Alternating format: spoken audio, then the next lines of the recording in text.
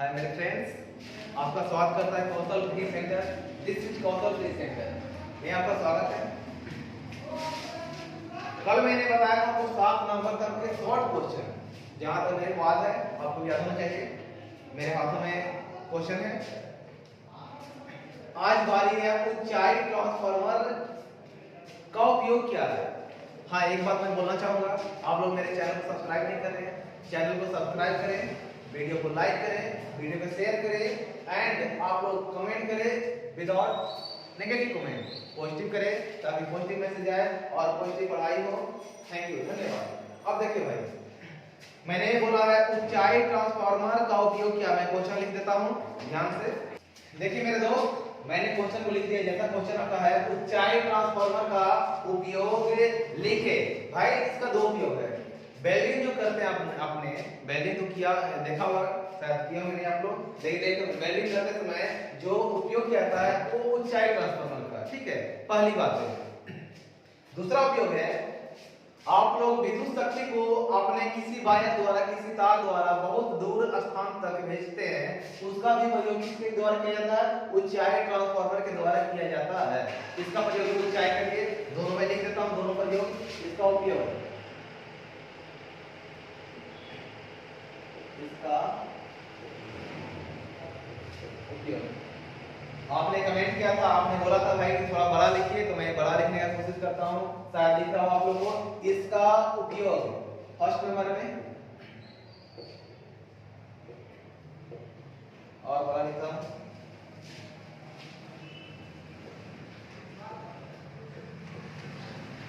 Welding करने में इसका प्रयोग किया जाता है। किसका? तो ऊंचाई ट्रांसफार्मर का। दूसरा है विद्युत शक्ति को दूर स्थानों तक भेजने। चलिए, इसका दो प्रयोग मैंने बता दिया, दो उपयोग बता दिए। पहला वेल्डिंग करने में, जो वेल्डिंग करते हैं हम लोग, आप विद्युत शक्ति को दूर स्थानों तक भेजने में, किसी तार द्वारा विद्युत शक्ति को भेजना बहुत दूर, तो मेरा प्रयोग जो होगा वो किसके द्वारा होगा? ऊंचाई ट्रांसफार्मर के द्वारा होगा। चलिए 9 नंबर, चलो मेरे भाई देखो 9 नंबर क्वेश्चन का आता है 9। अब ऊंचाई ट्रांसफार्मर का उपयोग, ऊंचाई, अब क्या ऊंचाई तो हो गई थी, अब चाय की बात करते हैं। खैर, अब चाय और ऊंचाई के बारे में थोड़ा बता देते हैं। जो वोल्टेज को घटाता है उसे बोलते हैं अप चाई, स्टेप डाउन, और जो वोल्टेज को बढ़ाता है उसे बोलते हैं ऊंचाई। ठीक है, तो ट्रांसफार्मर का प्रकार हो गया, ट्रांसफार्मर का प्रकार हो गया दो। एक होता है घटाना वोल्टेज को और दूसरा होता है बढ़ाना। अप चाई बोलते हैं घटाने को और ऊंचाई बोलते हैं वोल्टेज को बढ़ाने को। अब इसका प्रयोग देखिए। पहला प्रयोग है, इसका प्रयोग किया जाता है बैटरी एलिमिनेटर। बैटरी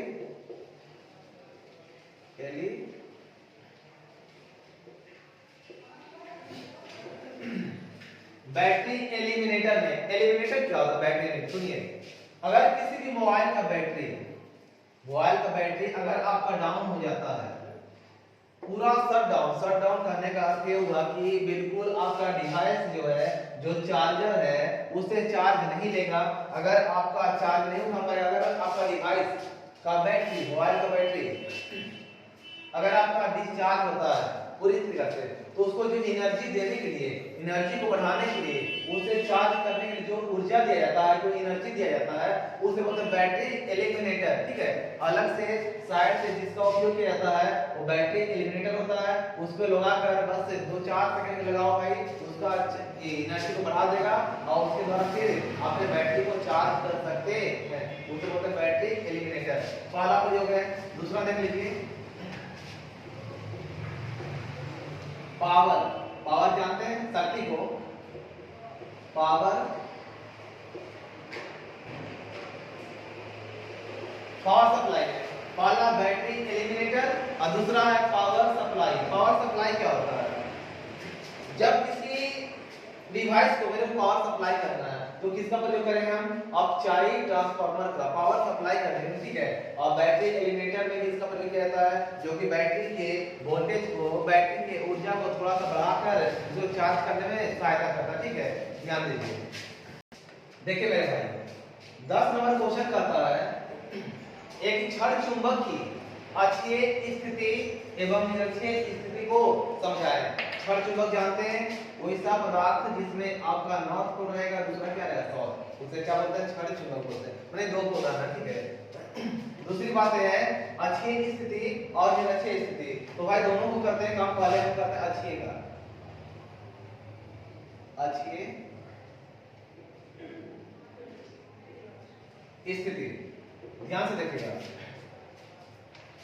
जब कोई बिंदु, ध्यान से देखो भाई, बहुत इंपॉर्टेंट क्वेश्चन है ये, सारा क्वेश्चन पूछा गया है मोस्ट जीपीआई क्वेश्चन 2023 के लिए, जो विद्यार्थी 2023 में एग्जाम दे रहे हैं उनके लिए खास करके मोस्ट जीपीआई क्वेश्चन है, ठीक है। ध्यान से वीडियो को और पूरा लास्ट देखें, लास्ट एंड तक देखें, ठीक है। जब कोई बिंदु जहां पर चुंबकीय क्षेत्र ज्ञात करना होता है, ब्रैकेट में लिख देता हूं, ठीक है। जहां पर चुंबकीय क्षेत्र, चुंबकीय है, चुंबकीय क्षेत्र ज्ञात, जहां पर चुंबकीय क्षेत्र ज्ञात करना होता है, ठीक है।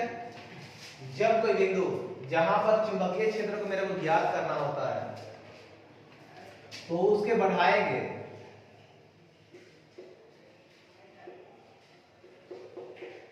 बढ़ाए हुए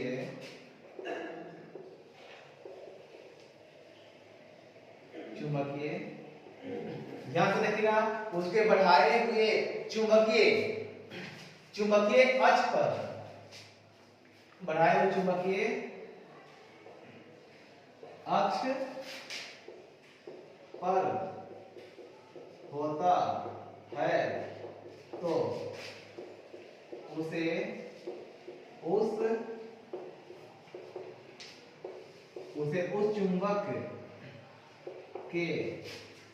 उस चुंबक के सापेक्ष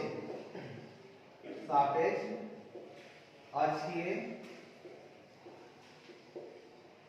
स्थिति में कहा जाता है। चलो भाई देखो, अच्छे से देखिए, जब कोई बिंदु जहां पर चुंबकीय क्षेत्र ज्ञात करना होता है बढ़ाए हुए चुंबकीय अक्ष पर स्थित होता है तो, बढ़ाए चुंबकीय अक्ष पर स्थित लिख दीजिए यहां पर, ठीक है। स्थित होता है तो उसे उस चुंबक के सापेक्ष अक्षीय स्थिति में कहा जाता है। जैसे समझे नहीं बात को, इसको लिख लीजिए, मैं इसको मिटा रहा हूं साइड से। देखिए यहां पर ये चुंबक है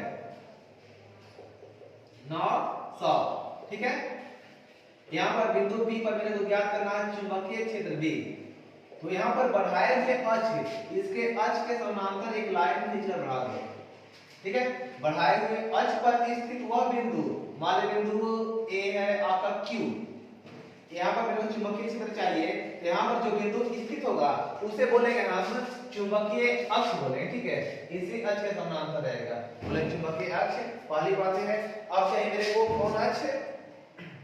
अक्षीय स्थिति बोलते हैं इसे। अब चाहिए मेरे को निरक्षीय स्थिति, तो निरक्षीय स्थिति क्या होता है? अब ध्यान दीजिए, देखो मेरे भाई, अब है निरक्षीय स्थिति। चलिए इसका आंसर देखते हैं। जब कोई, ध्यान से देखिए, निरक्षीय स्थिति में एकदम केयरफुली देखिएगा, जब कोई चुंबक का अक्ष, यानी स्थिति, जब कोई चुंबक का चुंबक की लिखे। जब कोई चुंबक की स्थिति अक्ष के, यार किसी छोड़ो, अक्ष के लंबवत, अक्ष के लंबवत होती है तो उसे उस क्षण चुंबक के सापेक्ष निरक्षीय स्थिति में कहते। चल भाई देख, जब कोई चुंबक की स्थिति अक्ष के लंबवत होती है तो उसे उस क्षण चुंबक के सापेक्ष निरक्षीय स्थिति में कहते हैं। जैसे देखो, ये कोई चुंबक है, जैसा मैंने इसको बताया था, ये नॉर्थ है, दूसरा क्या है, साउथ है। अक्ष के लंबवत, ये अक्ष के लंबवत अगर कोई रेखा रहेगा तो इस स्थिति में जो आपका अक्ष रहेगा, स्थिति रहेगा चुंबक की, उसे बोलेगा निरक्षीय स्थिति। हमेशा क्या डिग्री, 90 डिग्री। ठीक है, चलो भाई, तो मेरे भाई 11वां क्वेश्चन कहता है प्रति चुंबकीय पदार्थों या पदार्थ के दो गुणों या का दो गुणों को लिखे। प्रति चुंबकीय पदार्थों का दो गुणों को लिखे। भाई दो गुण देखिए, प्रति चुंबकीय पदार्थ का दो गुण क्या है। पहला गुण देखिए ध्यान से, प्रति, या हम डायरेक्ट लिखते हैं शॉर्ट में, तो इसकी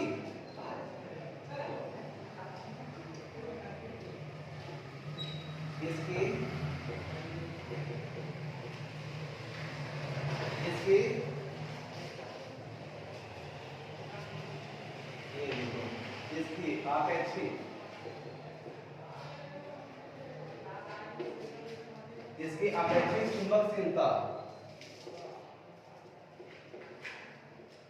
अपेक्षित चुंबकशीलता का मान 1 से क्या होता है जी, छोटा या कम होता है, कम लिखिए बेटर रहेगा, 1 से कम होता है। चल रहे देख, इसकी आपेक्षिक चुंबकशीलता का मान कितना होता है, 1 से कम होता है। और दूसरा हम देख लीजिए, फटाफट करते हैं, इसकी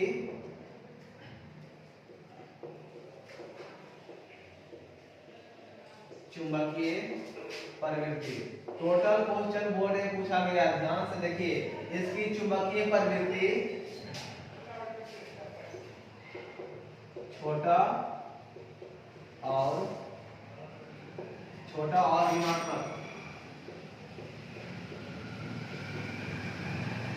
ऋणात्मक होता या होती है। देखिए, इसकी चुंबकीय प्रवृत्ति छोटा होता है, कम होता है, और क्या होता है, ऋणात्मक भी होता है। ये सारा क्वेश्चन बोर्ड में पूछा गया, इसको ध्यान से देखिए, बोर्ड में जो क्वेश्चन आएगा फटाफट जवाब दीजिए। हम चलते हैं 12 नंबर क्वेश्चन के साथ। देख मेरे भाई, देखो मेरे भाई, इसी में मैं काम कर देता हूँ।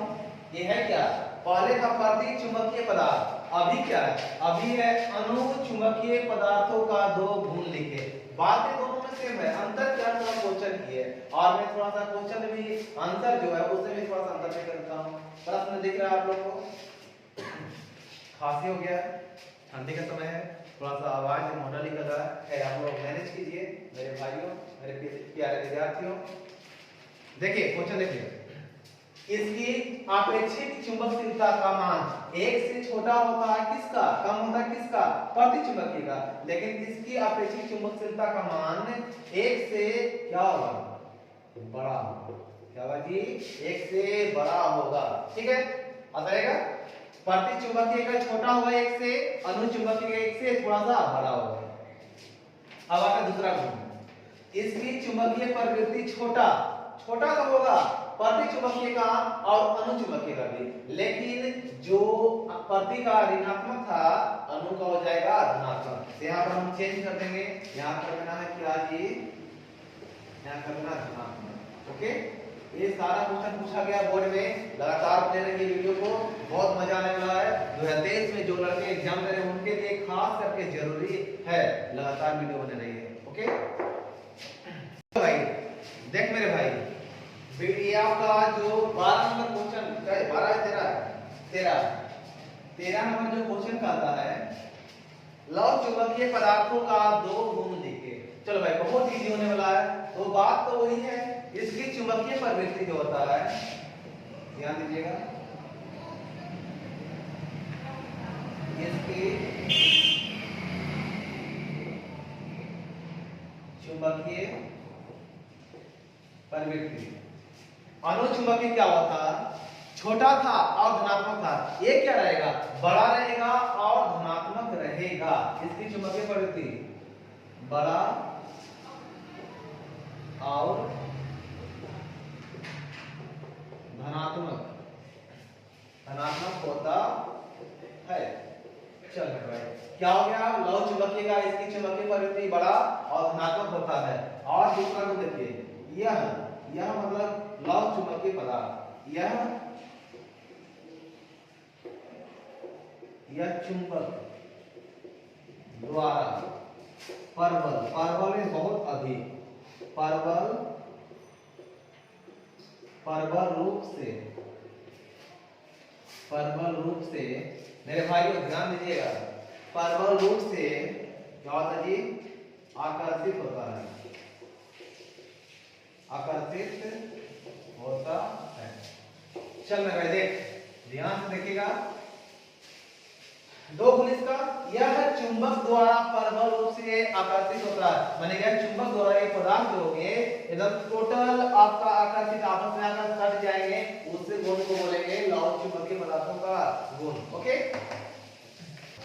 चलो मेरे भाई, बहुत सीरियस आ गए, सीरियस से मूड को चेंज करा हमारा कैमरामैन जो मोटा है, वो कह रहा शायरी मारने का भाई, तो हम शायरी तो आज मार ना सकते, ठीक है, क्योंकि आज मेरे को टॉपिक को खींचना है, टॉपिक पढ़ाना है, और जो मेरा कैमरा है मोटा कैमरामैन, वो बोला शायरी मारेंगे। खैर आज के बाद कल शायरी मारेंगे, ठीक है। मेरे विद्यार्थी बने रहेंगे लगातार, और हाँ, चैनल को सब्सक्राइब करें, लाइक करें एंड बेल आइकन को दबा दें, ठीक है। ओके आगे बढ़ते हैं। क्या लिखा हुआ, पृथ्वी के चुंबकीय तत्वों से आप क्या समझते हैं, तो आप क्या समझते हैं भाई, इसका आंसर जान लीजिए, ठीक है। इससे ज्यादा बढ़ाने की बात तो नहीं, शॉर्ट में नहीं चलेंगे, और बिल्कुल लेकिन समझाते पहले, पृथ्वी का जो चुंबकीय क्षेत्र है, चुंबकीय क्षेत्र में चुंबक में जो चुंबकीय क्षेत्र पाया जाता है, उसका परिमाण और दिशा, उसका डायरेक्शन इधर है, इधर है, उधर है, इधर है, किधर है, जिन राशियों से पता लगाया जाता है उसे बोलते हैं पृथ्वी का चुंबकीय तत्व। जैसे दिक्पात कोण हो गया, नदी कोण हो गया, नमन कोण हो गया, ये सारा चीजें क्या है, पृथ्वी का चुंबकीय तत्व है। चलो भाई आंसर लिखते हैं, क्या बोलता है आंसर, पृथ्वी के किसी स्थान, पृथ्वी के किसी स्थान पर, पृथ्वी के किसी स्थान पर चुंबकीय क्षेत्र, पृथ्वी के किसी स्थान पर चुंबकीय क्षेत्र का परिमाण और दिशा का जिन राशियों द्वारा पता लगाया जाता है उसे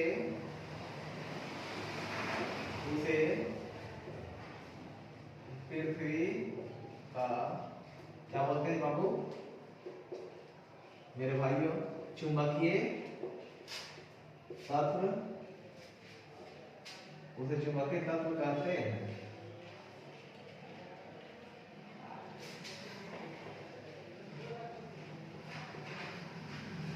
चलो देखो ध्यान रखिएगा, पृथ्वी के किसी स्थान पर चुंबकीय क्षेत्र का परिमाण और दिशा का जिन राशियों द्वारा पता लगाया जाता है उसे पृथ्वी का चुंबकीय तत्व कहते हैं। मेरा मोटू जो कैमरामैन है, आज बाप को छेड़ दिया थोड़ा सा। धांसू सर के बारे में सुनेंगे आप, ठीक है? धांसू सर मैथ वाले जो यूट्यूब पर पॉपुलर है, उन्होंने अपनी बात को रखा था लगभग 2 महीना पहले की बात है। अपने बात को रखा था, उनका जो अभी मनी का क्राइसिस चल रहा है, बहुत काफी चल रहा है, वो बहुत दुख में है, तकलीफ में है, पीड़ित है। उनका चैनल को सब्सक्राइब कीजिए। मेरा यही है, इस पर एक अलग से वीडियो मैं डालूंगा, बहुत इंपॉर्टेंट वीडियो, कि किसी भी टीचर को ये हालात आने का मतलब ये है कि टीचर अगर रिक्वेस्ट कर रहा है आपसे कि आपके चैनल को सब्सक्राइब करें, वहाँ बच्चा पढ़े लिखे ताकि उनका रोजगार पेट चले, उनका परिवार चले, ठीक है? तो उनके चैनल को सब्सक्राइब करें। मेरे चैनल के माध्यम से मैं बोल रहा हूँ कि धांसू सर मैथ वाले जो हैं, उनके चैनल को सब्सक्राइब करें, उनका जाइए और यूट्यूब पर सर्च कीजिए धांसू सर मैथ, उनके चैनल को सब्सक्राइब कीजिए, बेल आइकन दबाइए, शेयर कीजिए ताकि उनका जो क्राइसिस है वो दूर हो पाए। लगभग ये चीजें है 2 महीना के बाद, 2 महीना की बात है, 2 महीना पहले की चीज है, लेकिन आज दिला लगा है, इसके बारे में चर्चा कर लेते हैं। इस पर एक वीडियो अलग से डालेंगे, मेरे चैनल को बने रहिए, ठीक है? चलो मेरे प्यारे विद्यार्थियों, 15 क्वेश्चन है मेरे प्यारे दोस्तों। ट्रांसफार्मर के ताम्र क्षय को समझाए। ये होता क्या है, ध्यान से देखिए इसका आंसर। जल्दबाजी में काम करते हैं क्योंकि मेरे वीडियो को लंबा करना है। जब ट्रांसफार्मर पढ़ाएंगे उसमें क्षय पढ़ाएंगे, दक्षता पढ़ाएंगे, वो उसमें बताएंगे भाई कि ताम्र क्षय क्या होता है, चुंबकीय फ्लक्स क्षय क्या होता है, सब बताएंगे, ठीक है? पहले आप देखिए, ऐसा कर देखिए, जब ट्रांसफार्मर के कुंडलियों, क्या लिखा है इसमें? जब ट्रांसफार्मर के कुंडलियों मतलब ब्रैकेट में लिख देते हैं प्राथमिक एवं द्वितीय, प्राथमिक एवं द्वितीय दोनों को बात कर रहा है। जब ट्रांसफार्मर के कुंडलियों में विद्युत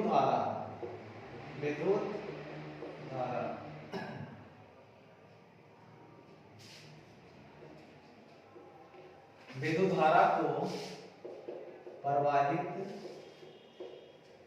किया जाता है, विद्युत धारा को प्रवाहित किया जाता है तो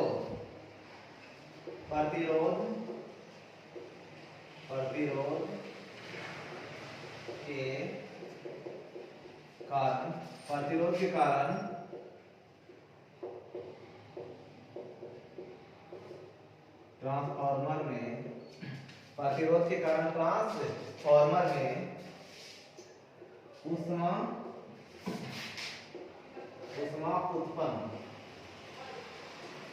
उत्पन्न होता है तथा यही ऊष्मा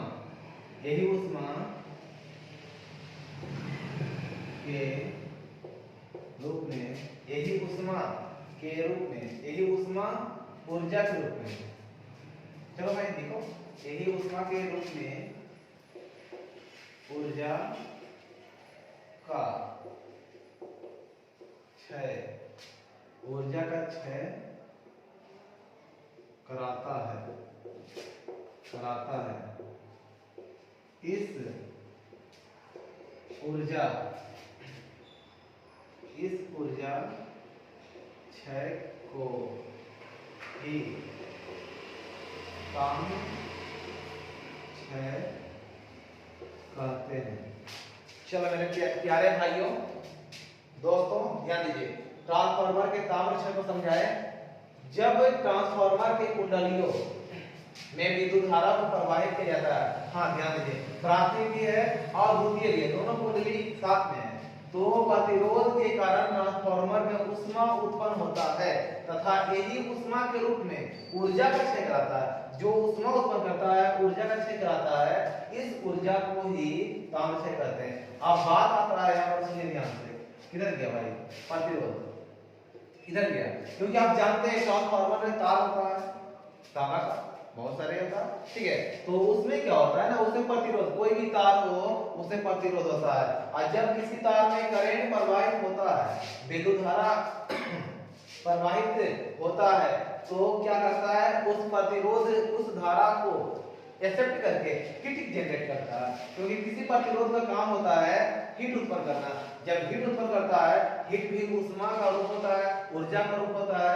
यह ऊर्जा जो है, यही ऊर्जा ऊष्मा के रूप में, सॉरी, यही ऊष्मा ऊर्जा के रूप में क्षय होता है, क्योंकि जो ऊष्मा है ये किसका रूप है जी, ऊर्जा का रूप है, और यही ऊर्जा जो क्षय होता है, इसी क्षय ऊर्जा को बोलते हैं हम ताम क्षय के नाम से जानते हैं। इधर है भाई, इधर ताम क्षय के नाम से जानते हैं, ठीक है।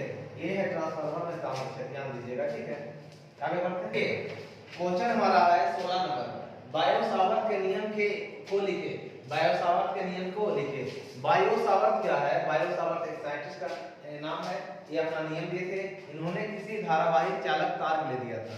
धारावाहिक चालक तार उसे कहते हैं जिसमें आपका धारा को प्रवाहित किया जाता है, इसे बोलते हैं धारावाहिक चालक तार। खैर, इसमें बिना लेट किए, बिना समय को गवाए देखते हैं आंसर।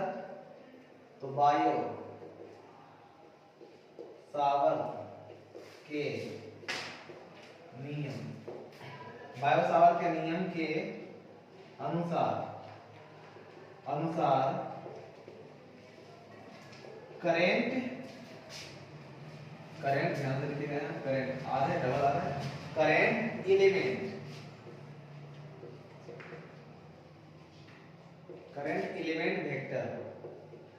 वेक्टर आइडियल, मतलब किसे कहते हैं, जितना किसी तार लंबाई, डीएल में छोटा लंबाई, तार की छोटा लंबाई में जितना करंट प्रवाहित होता है, इस छोटे से लंबाई में जितना करंट प्रवाहित होता है उसे बोलते हैं करंट एलिमेंट वेक्टर, ठीक है।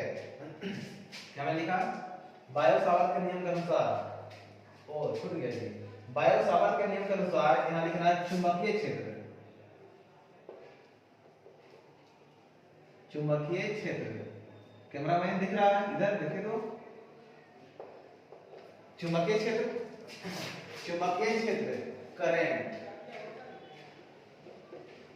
करंट एलिमेंट वेक्टर आइडियल के समानुपाती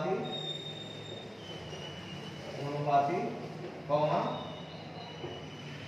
साइन थीटा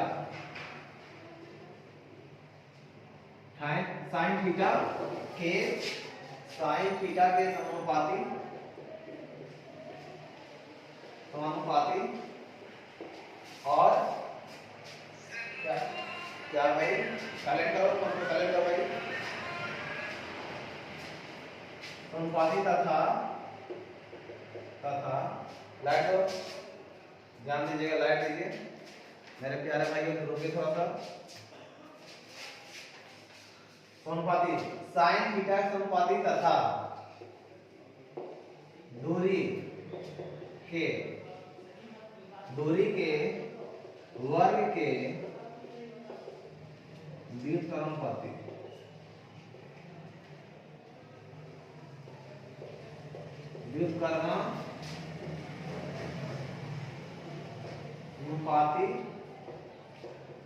होता है। चल मेरे भाई देखो, मैंने बोला बायो सावर्त के नियम के अनुसार चुंबकीय क्षेत्र करंट एलिमेंट वेक्टर, मैंने समझा दिया, जिसे बोलते हैं आईडीएल के समानुपाती, साइन थीटा के समानुपाती, और जो है दूरी के, जो दूरी रखा गया है उनके वर्ग के क्या होता है, व्युत्क्रमानुपाती होता है।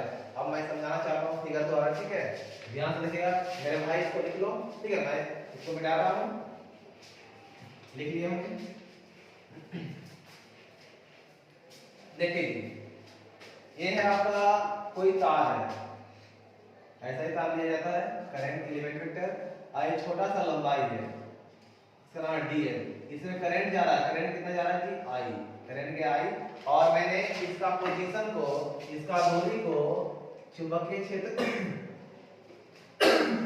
सॉरी मेरे दोस्तों, दूरी कितना जी, आर है, यहाँ पर चाहिए बिंदु P पर चुंबकीय क्षेत्र, चुंबकीय क्षेत्र इनवर्ट है, आपने डायरेक्शन को निकालना जानते हैं, इधर है डायरेक्शन करंट का, उधर है आपका स्थिति सदिश इधर है, अब लिखा था चुंबकीय क्षेत्र एक क्रॉस देने वाला इनवर्ट है, ठीक है, अंदर की ओर है। और जो कोण बन रहा है dl और सॉरी जो तार है करंट इवेंट वेक्टर और जो पोजीशन वेक्टर है जिसका नाम दूरी r, उनके बीच का जो कोण है वो थीटा है। जैसा मैंने बायो सावर्ट का नियम बोला था वो मैं थ्योरी को लिख रहा हूं। मैंने बोला था कि चुंबकीय क्षेत्र current element vector I dl के सीधा समानुपाती, समीकरण फर्स्ट। दूसरी बात था कि चुंबकीय क्षेत्र dv, मैंने छोटा सा ले रहा हूं, छोटा सा लेने का मतलब ये है कि dv लेने का मतलब ये हुआ कि छोटा सा लंबाई, तार की लंबाई पूरा l होता है, छोटा सा लंबाई, ये दोनों कट मैंने क्वेश्चन किया है, ये छोटा सा लंबाई है, छोटा सा लंबाई में जितना करंट प्रवाहित हो रहा है उसके चुंबकीय क्षेत्र को क्या बोलते हैं, छोटा सा चुंबकीय क्षेत्र, ठीक है। dv समानुपाती idl, dv समानुपाती मैंने जैसा बोला sin theta second and dv समानुपाती सॉरी वर्ग के व्युत्क्रमानुपाती है, समीकरण थर्ड। आप तीनों समीकरण को ऐड करते हैं, ध्यान से देखिएगा। समीकरण फर्स्ट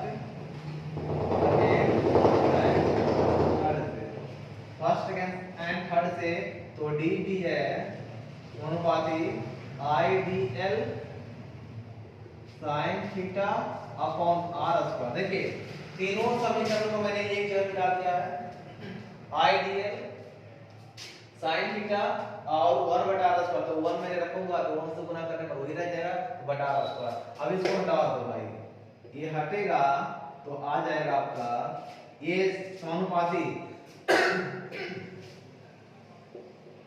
कहीं पर भी ये समानुपाती चिन्ह हटेगा तो कांस्टेंट का प्रयोग करते हैं, ठीक है। सुनिए, कहीं पर भी समानुपाती के चिन्ह को हटाते हैं तो सबसे पहले एक कांस्टेंट का प्रयोग किया जाता है। यहाँ पर कांस्टेंट का नाम है म्यू नॉट बटा में 4 पाई। ध्यान दीजिएगा, समानुपाती के चिन्ह को हटाएं तो मैंने एक कांस्टेंट का प्रयोग किया जिसका नाम है म्यू नॉट बटा 4 पाई, और ऊपर में जो है लिख दो भाई idl sin थीटा, अब बटा में अपॉन क्या है r स्क्वायर। यही है बायो सावर्ट का नियम, समझ गए, उम्मीद करते हैं, ठीक है। तो मैंने तीनों समीकरण आइडियल समझा दिए। आइडियल है करंट, नहीं तो लिख देते हैं, आप लिख सकते हैं हम लोग। आइडियल है करंट एलिमेंट वेक्टर, ये आपका आइडियल हो गया जो कि चुंबकीय क्षेत्र का समानुपाती है, और छोटा सा चुंबकीय क्षेत्र दिया है क्योंकि छोटे से लंबाई की बात कर रहा हूं, ठीक है। और दूसरा है समीकरण में sin थीटा समानुपाती, और तीसरा समीकरण है 1 बटा r स्क्वायर माने दूरी के वर्ग के व्युत्क्रमानुपाती है। समीकरण तीनों को मैंने ऐड किया, तीनों को एक साथ मिलाकर मैंने a निकाला, ठीक है। और समानुपाती चिन्ह को हटाएंगे तो कांस्टेंट का प्रयोग करेंगे, वो जो कांस्टेंट का नाम है वो है म्यू नॉट बटा 4 पाई। अब म्यू नॉट का वैल्यू भाई पूछते हैं बहुत बार, लेकिन मैं आंसर नहीं बताऊंगा, इसके लिए कोई और क्वेश्चन डालेंगे, ठीक है। देख मेरे भाई, मेरे दोस्त को देखना, लास्ट क्वेश्चन आपके पास है 17, कल 7 को आज 10 को। वीडियो ज्यादा लंबा हो रहा है, खैर कोई बात नहीं, बहुत वीडियो क्वेश्चन है, वीडियो को जरूर देखें। क्वेश्चन कहता है, मैं पढ़ता हूं जल्दी से, चुंबकीय विभव की परिभाषा दे। शायद एक क्वेश्चन 2022 में पूछा गया, बहुत इंपॉर्टेंट है, तो मैं काम करूंगा चुंबकीय क्षेत्र के थोड़ा स्पीड में, वीडियो क्यों लंबा हो रहा है, खैर देखिएगा वीडियो को पूरा क्योंकि बहुत इंपॉर्टेंट क्वेश्चन है। चुंबकीय क्षेत्र के किसी चुंबकीय क्षेत्र के किसी बिंदु पर चुंबक की